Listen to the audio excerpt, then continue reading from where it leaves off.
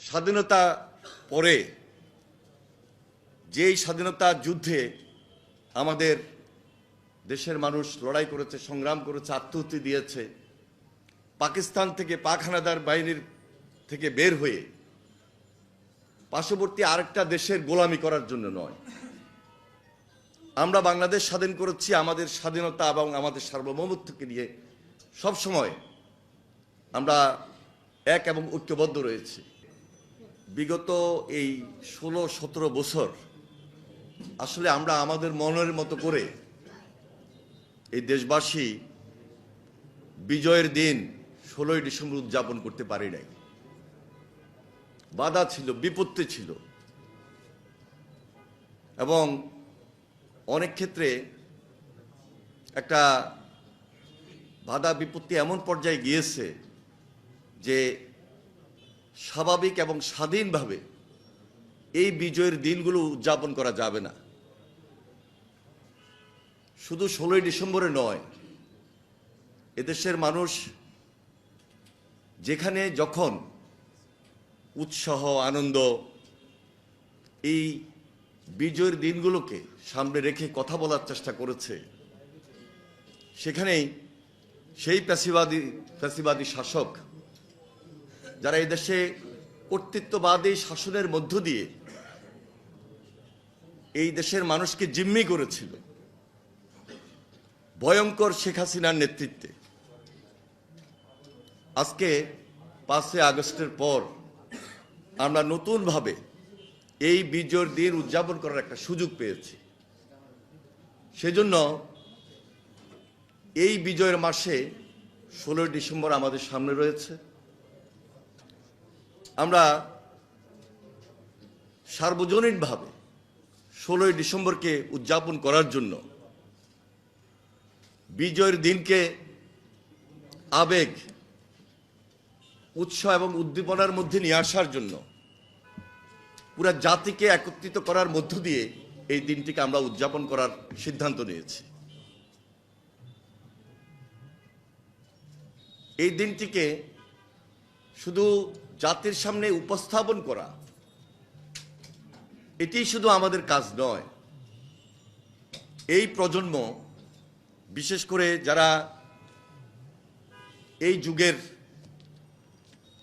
সন্তান, এই প্রজন্মকে আমরা আমাদের যে বাংলাদেশের সংস্কৃতি, বাংলাদেশের যে কালচার, বিশেষ করে স্বাধীনতা পরে যেই স্বাধীনতা যুদ্ধে আমাদের দেশের মানুষ লড়াই করেছে, সংগ্রাম করেছে, আত্মাহুতি দিয়েছে, পাকিস্তান থেকে পাক হানাদার বাহিনীর থেকে বের হয়ে পার্শ্ববর্তী আরেকটা দেশের গোলামি করার জন্য নয়। আমরা বাংলাদেশ স্বাধীন করেছি আমাদের স্বাধীনতা এবং আমাদের সার্বভৌমত্বকে নিয়ে সবসময় আমরা এক এবং ঐক্যবদ্ধ রয়েছি। আজকে যখন বাধাগ্রস্ত হয়েছি, সেই বিদায় এই প্রজন্মকে আবারও এই বাংলাদেশের সংস্কৃতিকে সামনে রেখে টার্গেট করেই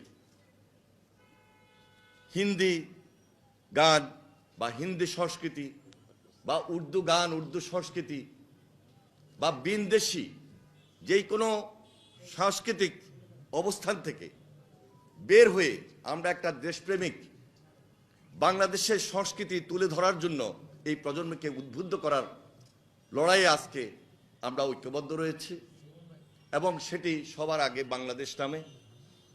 সেজন্য এই সবার আগে বাংলাদেশ আগামী 16ই ডিসেম্বর মানিক মিয়া অ্যাভিনিউতে একটি কনসার্ট প্রোগ্রাম করার সিদ্ধান্ত নিয়েছে। এই কনসার্টের মধ্য দিয়ে দেশীয় সংস্কৃতির বিকাশ, বাংলাদেশের গান আমরা এই জাতির সামনে, এই প্রজন্মের সামনে তুলে ধরছি এবং তুলে ধরব। সেখানে আমরা মনে করছি যে একটা সর্বাত্মক সহযোগিতা দেশবাসীর কাছ থেকে যেমনই পাবো, আপনাদের থেকেও পাবো এবং এই দেশ, এই দেশবাসী, এই প্রজন্ম দেশপ্রেমিক, দেশের সংস্কৃতি সব কিছুকে ধারণ করে আমরা ঐক্যবদ্ধ থাকব এবং বাংলাদেশ, উই আর বাংলাদেশ, আমরা ইউনাইটেড বাংলাদেশ, এটা আমাদের একটা স্ট্রেংথ। বিশেষ করে এই প্রজন্ম, যারা ছাত্র, যারা যুবক, এরা তারুণ্যের শক্তি।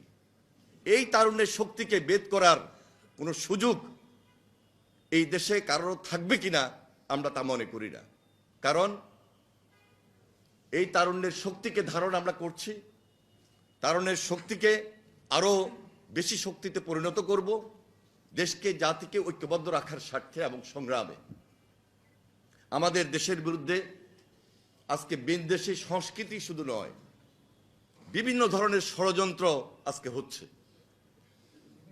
আপনারা লক্ষ্য করে থাকবেন, যারা পালিয়ে গিয়েছে, যারা এই দেশে ফ্যাসিবাদী শাসন করেছে, কর্তৃত্ববাদী শাসক ছিল, তারা লুণ্ঠন করেছে, টাকা পাচার করেছে, অর্থ পাচার করেছে। তাদের সেই টাকা, তাদের সেই অর্থ, তাদের সেই ষড়যন্ত্র আজকে একত্রিত হয়ে দেশের বিরুদ্ধে, দেশের স্বাধীনতা এবং সার্বভৌমত্বের বিরুদ্ধে ভিন দেশের সঙ্গে একত্রিত হয়ে আজকে তারা সেই ষড়যন্ত্রে লিপ্ত রয়েছে। যার কারণে আজকে সবার আগে বাংলাদেশ আমরা প্রাধান্য দিচ্ছি। এখানে আমাদের ইউনিটি, এখানে আমাদের শক্তি, এই শক্তিকে আরো বেশি শক্তিতে রূপান্তরিত করে আমরা পুরো বাংলাদেশ একত্রিত হয়ে থাকব। কোনো ধরনের ষড়যন্ত্র, কোনো ধরনের অন্যায়, অপসংস্কৃতির কাছে আমরা মাথা নত করি না এবং করব না। আমাদের এই সংগ্রাম আগামী দিনে আমাদেরকে আরো বেশি ঐক্যবদ্ধ করবে। সবার আগে যে বাংলাদেশ, এটি একটা নতুন ধারণা, নতুন চিন্তা জাতিকে একত্রিত করার জন্য। আমাদের ভারপ্রাপ্ত চেয়ারম্যান জনাব তারেক রহমান, তিনি আমাদেরকে এই ধারণাটুকু এমনভাবে দিয়েছেন, আমরা সবাই মিলে বসে ওনার সঙ্গে আলোচনা করে আজকে এই ধারণাটুকু জাতির সামনে তুলে ধরছি। ইনশাল্লাহ আমরা সবাই মিলে আগামী 16ই ডিসেম্বর মানিক মিয়া অ্যাভিনিউতে বাংলাদেশের গান, বাংলাদেশের সংস্কৃতির মধ্য দিয়ে আপনাদের সামনে, জাতির সামনে, প্রজন্মের সামনে তুলে ধরছি এবং তুলে ধরব। আপনাদের সর্বাত্মক সহযোগিতা ইনশাল্লাহ আমাদেরকে আরো বেশি ঐক্যবদ্ধ করবে, শক্তিশালী করবে।